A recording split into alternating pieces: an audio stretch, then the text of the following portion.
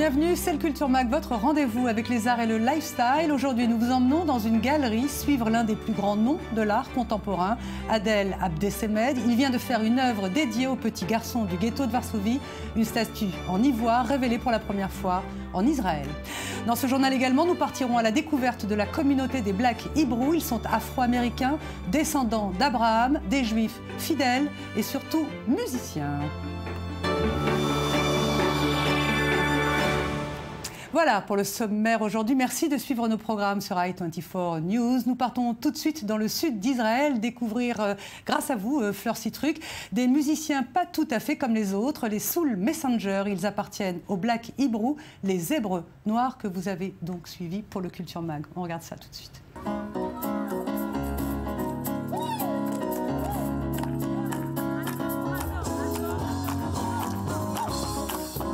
Cérémonie religieuse ou célébration de la vie quotidienne, la musique fait partie intégrante de la vie des Black Hebrews.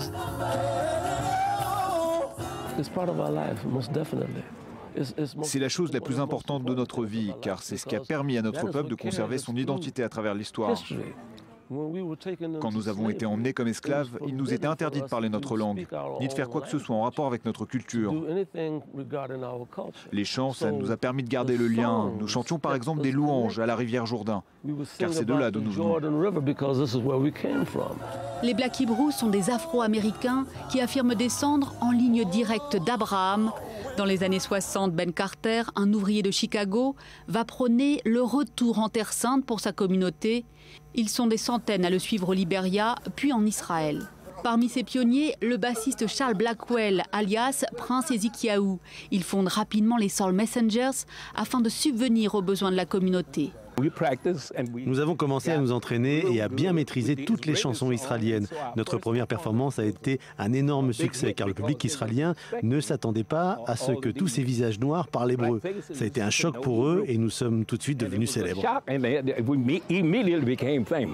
Pourtant, au départ, ceux qui se présentent comme les seuls vrais descendants du peuple élu trouvent un accueil glacial en Israël. Les Black Hebrews se voient refuser la citoyenneté israélienne et n'ont aucun statut légal. Quand je suis arrivée, nous étions très isolés. Nous étions même rejetés. La plupart des gens nous demandaient « Qu'est-ce que vous faites ici ?» Ils ne comprenaient pas. Nous leur avons juste dit « Nous sommes venus pour vivre en terre d'Israël. Nous voulons représenter et soutenir Israël. » Mais lentement et sûrement, quand nous avons commencé nos tournées à travers le pays, mon boulot à moi consistait à chanter. L'ensemble du pays a commencé à nous accepter et à porter un regard plus chaleureux sur nous.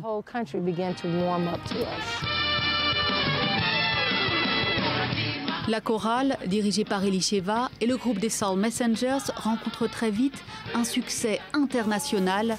En Israël, ils sont invités à jouer aux événements officiels et les membres de la communauté participent à des émissions musicales en prime time. En 2006, c'est un Black Hebrew qui est choisi pour représenter Israël lors de l'Eurovision. Ça a été un événement majeur, une grande victoire pour notre communauté. Tout ce qui nous met sur le devant de la scène et permet de montrer à la communauté au sens large ce que nous pouvons faire, eh bien c'est une grande victoire pour nous. Aujourd'hui, la communauté compte 3000 membres, pour la plupart installés dans le village de la Paix à Dimona. Les jeunes ont obtenu la nationalité israélienne et font leur service militaire. La musique, elle, continue de rythmer leur vie.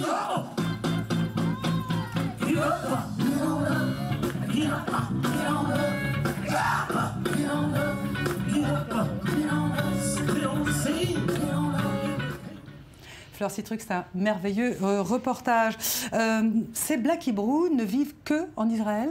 Écoutez, il y a plusieurs dizaines de milliers de Black Hebrew qui vivent aux États-Unis. En fait, le mouvement des Black Hebrew, il est né il y a plus d'un siècle dans le cadre du développement du nationalisme noir. Ce sont donc des Afro-Américains qui ont déclaré tout simplement que c'était eux les seuls vrais descendants du peuple noir.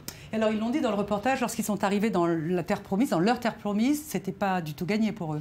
Alors, écoutez, à la fin des années 60, ils vont suivre un de leurs leaders, Ben Carter de Chicago. Ils vont arriver en Israël via le Liberia et là, l'accueil est plutôt rude. On leur dit, mais écoutez, vous n'êtes pas du tout juif, selon la loi juive, la halakha, il va falloir vous convertir, insulte suprême pour eux, qui ont répondu, mais non, c'est vous qui n'êtes pas juif, puisque les Hébreux étaient noirs. Donc, Ça a commencé mal, mais grâce notamment à la musique, eh bien, cette communauté a pu s'intégrer en Israël. Alors ce sont des Afro-Américains, des Noirs américains, et il faut dire qu'ils ont apporté un son avec eux particulier. Ils avaient dans leur valise un son très particulier, celui de la soul originelle, celle du Motown. Elisheva, qu'on voit dans le reportage, qui est la directrice en fait de la chorale, eh bien, elle a travaillé avec Stevie Wonder pour vous donner une petite idée du niveau de ces musiciens qui ont suivi Ben Carter dans les années 70. Le Motown, c'est un label qui a permis de faire découvrir la soul music à l'ensemble du monde. Et c'est eux qui ont, par exemple, produit Michael Jackson. Ce n'est pas rien. Et donc, quand ces musiciens sont arrivés, les Soul Messengers, en Israël, et avec cette musique de folie, ce rythme, eh bien, les Israéliens ont tout de suite accroché. Merci beaucoup Fleur Citruc pour ce formidable reportage sur les Black Hebrew à Dimona, donc en plein désert. Au milieu du désert, mais on a dansé pendant toute une après-midi avec eux. Hein, ça a été exceptionnel. Voilà, et puis ils ont un site que je vous invite à regarder, www.soulmessengers.com. Dans la série Dinguerie et Paradoxe, nous allons partir maintenant dans une galerie israélienne à la rencontre de l'artiste franco-algérien Adel Abdessemed. Vous ne le connaissez pas? Alors venez, on vous emmène dans la galerie. Adel Abdessemed est un artiste qui vit à Londres. Il a fait ses études d'art en Algérie, à Batna. C'est un pays qu'il a quitté en 1994 parce que le directeur de son école d'art avait été assassiné. C'est quelqu'un qui, sur la scène de l'art contemporain, est réputé pour ses œuvres très provocantes. On lui doit notamment une série d'animaux massacrés à la masse, une série qui a été interdite dans de nombreux pays.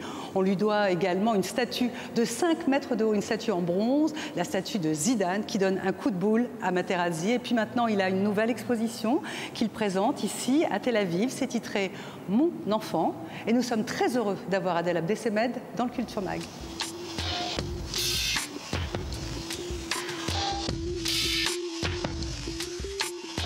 Adel Abdessemed, bonjour, merci beaucoup de répondre aux questions. Vous êtes donc ici dans la galerie Dvir pour présenter votre nouvelle exposition « Mon enfant ».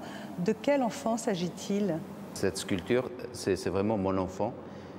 Parce que la première fois, j'étais frappé par cette image, donc la sortie de ghetto de Varsovie. Donc j'étais vraiment frappé. Et puis après juste un clic, donc un autre clic, et on trouve cette image. Pour moi, pratiquement assassinée une nouvelle fois parce qu'elle est mélangée avec toutes les images, elle est appropriée et même plus que ça parce que quand on est en face de cette image, on n'est pas en face de réel, on est en face tout simplement comme un film, comme un récit, comme quelque chose de narratif ou quelque chose qui sort d'un album. Et là, je l'ai fait en 3e dimension pour la ramener vraiment au réel. Et donc, c'est devenu quelque chose de physique et quelque chose de moi-même. Donc, c'est mon enfant, donc c'est le mien. Vous l'avez sauvé, c'est une belle démarche. On connaît tous cette image, vous l'avez dit, c'est l'image de ce petit enfant du ghetto de Varsovie. Pourquoi vous avez voulu le faire en ivoire, en blanc? En fait, l'ivoire, contrairement à la résine, contrairement au plâtre, contrairement au ciment, contrairement même au métal, bronze, autre chose, c'est des matériaux morts. L'ivoire ne meurt jamais. En fait, c'est vraiment, il reste toujours en vie parce qu'il y a de l'air dedans. Et c'est le seul matériau qui meurt jamais, qui reste des siècles et des siècles. Il respire en fait. C'est vraiment vivant. C'est un matériau très vivant et noble aussi. Et cette photographie, elle n'était pas toute seule. Elle faisait partie d'autres qui s'appelaient un album, un dossier qui s'appelle Strop, en fait. Et elle a subi tellement de choses horribles, d'accusations, qu'elle était une image fabriquée, etc. On a ajouté les chaussettes, on a ajouté les chaussures, ça n'existait pas. Donc c'était vraiment, elle était tellement discutée, Pour maintenant, je crois, moi, je l'ai fait sortir justement de ce qu'on appelle le bombardement justement de toutes ces images qui sont surtout d'un clic à un autre clic. Le fait de présenter cette sculpture, cette œuvre ici en Israël, ça a un écho particulier? C'est quelque chose qui était important pour vous? Je pense que c'est des suites logiques, je crois. Je suis venu souvent en Israël, c'est ma 4e expo perso, et je pensais que c'est l'endroit justement de la montrer premier comme quelque chose presque d'origine en vérité, au fond. Est-ce que c'était la première fois que vous avez mis, je ne sais pas, votre œil d'artiste sur la Shoah et sur cette période de l'histoire? Je pense qu'au fond, je refuse tout ce qui est persécution de telle qu'elle soit, hein, pour tout, mais je pense que l'histoire, en tous les cas, hein, de la Shoah, c'est pas encore fini. On est justement dans le début, on n'a pas suffisamment parlé, et même pas assez. Et surtout, comme je l'ai dit, je l'ai fait sortir justement d'un clic à un autre clic, donc pour justement pour qu'elle soit pas confuse par un drame, je crois, de toute l'histoire de l'humanité. C'est quelque chose de la plus horrible, je crois, que notre humanité a subi. Hein. Je pense qu'il n'y a pas plus haut que ça. Votre travail est représenté à New York, aux États-Unis, à New York, et ici, à la Galerie de Vire, à Tel Aviv, en Israël. Vous avez dit tout à l'heure, hors micro, que vous n'aviez jamais exposé en Algérie, et vous êtes représenté ici, en Israël. Comment vous avez été amené, finalement, à être représenté ici, en Israël, par la Galerie de Vire? Comment s'est fait la relation? Je pense que là, il faut vraiment demander à Dvir de venir. Je ne pense pas que le mot provocatif est le mot adéquat. Adel est très ouvert, il est exposé, il est mis à nu, et en même temps il est très intime. Je pense que ces mots le décrivent mieux que le terme provocatif. Adel a beaucoup de choses à dire et il le dit de la façon la plus directe qui soit. Il n'y a que dans ce pays des fous d'Israël que finalement des galeristes israéliens, juifs, représentent un artiste franco-algérien. Alors je disais tout à l'heure qu'on dit de vous que vous faites des œuvres provocantes, provocatives, le Zidane, le coup de boule, les animaux, le Christ. Vous dites non, je ne suis pas quelqu'un qui est provocateur. Vous dites quoi? Non, je suis quelqu'un qui touche. Je suis comme un artiste des profondeurs. Les profondeurs, c'est quelque chose de provocatif. Après, ça veut dire que c'est les autres, c'est leur interprétation, mais qui n'est pas mon but ou ma recherche, parce que la provocation, elle est pour moi éphémère. Enfin, je pense que dire que vous poussez les gens à réfléchir, à s'interroger. Le coup de boule de Zidane ou par exemple Décor ou votre exposition sur les animaux massacrés, c'est quelque chose, vous demandez au public de réfléchir sur ce qui se passe. Vous ne pointez pas la surconsommation, vous pointez la violence du monde, je trouve, non? C'est quoi l'art? S'il ne fait pas réfléchir, ou s'il ne fait pas aussi voyager, s'il ne fait pas... s'il ne peut pas parler de notre amour, s'il ne peut pas parler de notre raison, s'il ne peut pas parler de notre folie, s'il ne peut pas parler de notre liberté ou de notre exil ou de notre souffrance, qu'est-ce que ça peut être? Je pense l'art, il est là aussi pas simplement un miroir, mais c'est quelque chose qui nous traverse, qui nous transperce. Comme je l'ai dit tout à l'heure, la provocation, ça veut dire elle ne traverse pas, elle s'arrête, la provocation. Que l'art, il traverse, parce qu'il parle de choses qui font partie de notre existence. Adel Abdessemed, c'est pas innocent quand je dis que vous pointez la violence. Est-ce qu'aujourd'hui la violence, selon vous, c'est, je ne sais pas moi, les islamistes qui décapitent? Est-ce que c'est le fait d'être interdit en Algérie? Est-ce que c'est le fait, par exemple, je ne sais pas, d'avoir une statue de vous qu'on n'a pas le droit de montrer à Doha? Elle est où pour vous, la violence aujourd'hui? Et quelle est la violence que vous voudriez sublimer à travers votre art? Je pense que je ne cherche pas forcément la réponse. Pour moi, c'est des actes. Mon travail, c'est des actes. Ça veut dire que c'est quelque chose qui est aussi vite. Parce que je veux une image assez vite, c'est pour ça que je dessine.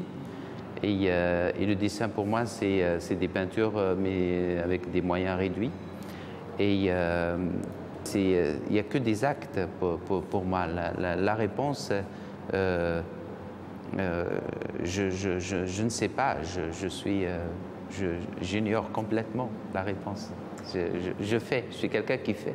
Adel Abdessemed, vous êtes donc né en Algérie, vous avez quitté l'Algérie en 1994 parce que le directeur de l'école d'art et son fils ont été assassinés. Vous vivez à Londres, vous vivez en France, vous êtes exposé ici en Israël. Vous n'avez ni frontières, ni pays, ni religion, ni attachement à quoi que ce soit? Ou est-ce que vous avez une nostalgie de racine quelque part? Ma seule racine, c'est la terre. Vous savez, un arbre, il pousse par le bas et aussi il sort vers, vers le haut, vers le ciel.